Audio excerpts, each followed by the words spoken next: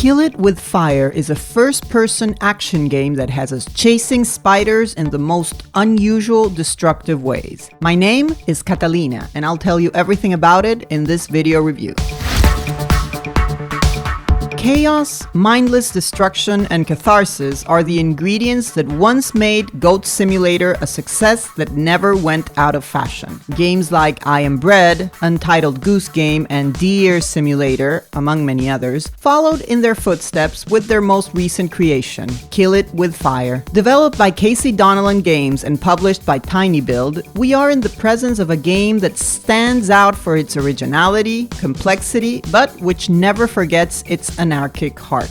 Kill It With Fire invites us to kill spiders, a habit we all have slipped into to a lesser or greater extent. As can be expected, the game applies a comedic, caricaturesque approach to avoid being labeled as having bad taste. We have the possibility of killing several types of eight-legged creatures. Spiders that jump, explode, weave their webs, and other things. How do we do it? With an extravagant arsenal, plus anything we can get a hold of around us. Throughout the 8 missions, which doesn't sound like much, but trust me, it is. The main goal of Kill It With Fire will be to destroy a different type of spider each time. In our inventory, we'll have a notepad where we'll see a list of the objectives. At first, it'll look like we only need to hunt down the bugs, but as we interact with the environment, new objectives will be unblocked.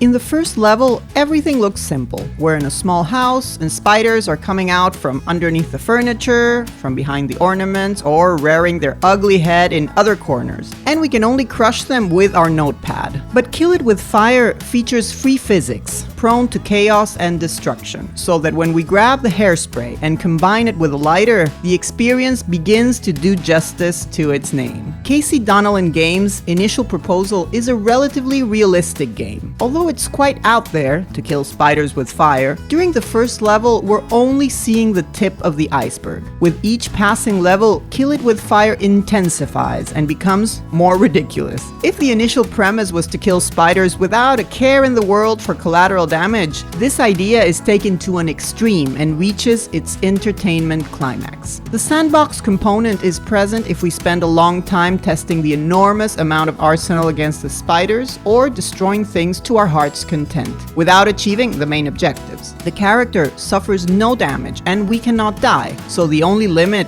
is our creativity. A really great thing about the game is that extra objectives and even the secrets are unblocked as we interact with the environment. If we reach a certain level and limit ourselves to killing the spiders we're asked to, we'll be able to move forward, but we'll be missing out on the essence of the game. The levels in Kill It With Fire are designed to reward us with improvements, secrets, and all kinds of follies if we spend enough time on it. What's in it for us? The purest form of entertainment. Killing spiders even becomes a secondary goal, and the true challenge is to find our way around the level and find what secrets it has in store for us.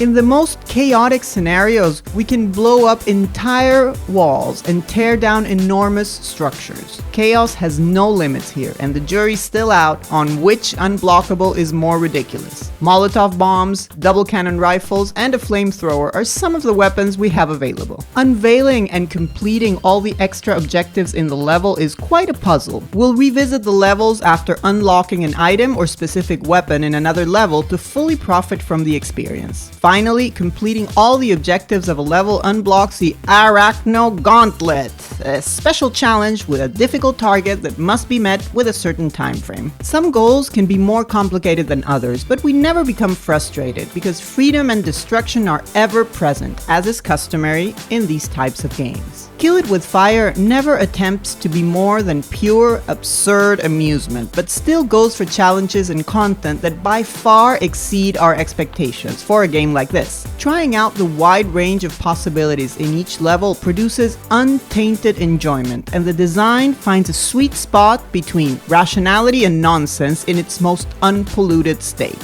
From a technical perspective, it is as simple as it can be. It has a few annoying physics bugs, but not to the point of breaking the game or ruining the experience. As for graphics, the low poly choice is not very ambitious and only seeks to help us understand the environment. The sound design, on the other hand, does aim high, with a soundtrack that underscores the terrifying nature of spiders, always with a comical, over-the-top approach. When the 8-legged creatures appear, a strident music reminiscent of Jaws seems to push us even more into despair.